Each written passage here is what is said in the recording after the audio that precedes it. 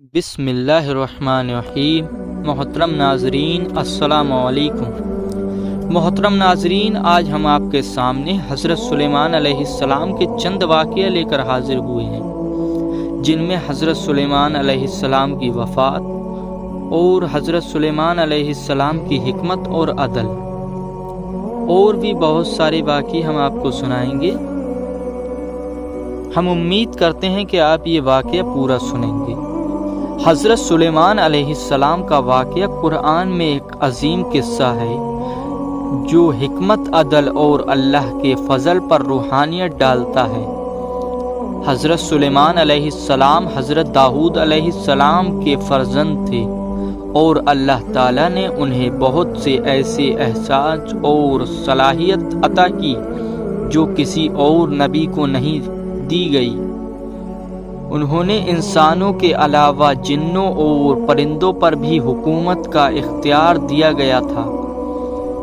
حضرت سلیمان علیہ السلام کی حکمت اور عدل۔ حضرت سلیمان علیہ السلام اپنے دور کے بہت ہی عقلمند اور انصاف پسند حکمران تھے۔ اللہ نے انہیں انسان، جنات اور پرندوں کے زبانوں کو سمجھنے اور ان پر حکومت کرنے کا اختیار دیا تھا۔ ان کے فیصلے بہت ہی عقل اور عدل پر مبنی ہوتے تھے۔ ایک مشہور واقعہ ہے کہ ایک مرتبہ دو عورتیں حضرت سلیمان علیہ السلام کے پاس آئیں۔ دونوں کہنے لگیں کہ ان کا بچہ ایک ہی ہے۔ حضرت سلیمان علیہ السلام نے ایک عادلانہ طریقہ اختیار کیا اور کہا کہ بچے کو دو حصوں میں تقسیم کر دیا جائے تاکہ دونوں کو آدھا آدھا مل جائے۔ اصل ماں نے فوراً کہا، نہیں، اسے دوسری عورت کو دے دو، لیکن بچہ زندہ رہنا چاہیے۔ حضرت سلیمان علیہ السلام نے اس قول سے پہچان لیا کہ اصل ماں کون ہے اور اسے بچہ واپس کر دیا۔ حضرت سلیمان علیہ السلام اور ہدہد کا واقعہ۔ ایک مشہور واقعہ حضرت سلیمان علیہ السلام اور پرندے ہدہد کا ہے۔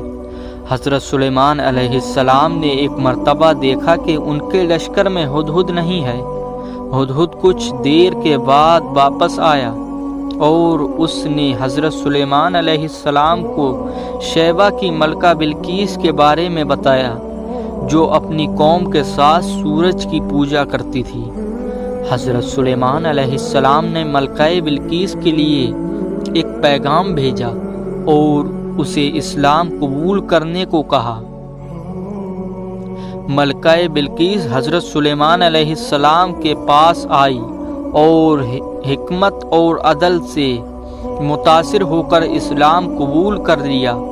یہ واقعہ قرآن میں سورہ النمل میں ذکر کیا گیا ہے اور اس میں حضرت سلیمان علیہ السلام کی عقلمندی اور اللہ کے احکام کو پہچاننے کی کوشش دکھائی گئی ہے۔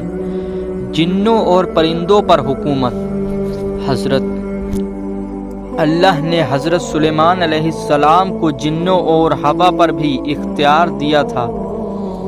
ان کا ایک جنوں کا لشکر تھا جو ان کے احکام پر عمل کرتا اور ان کے لیے کام کرتا تھا۔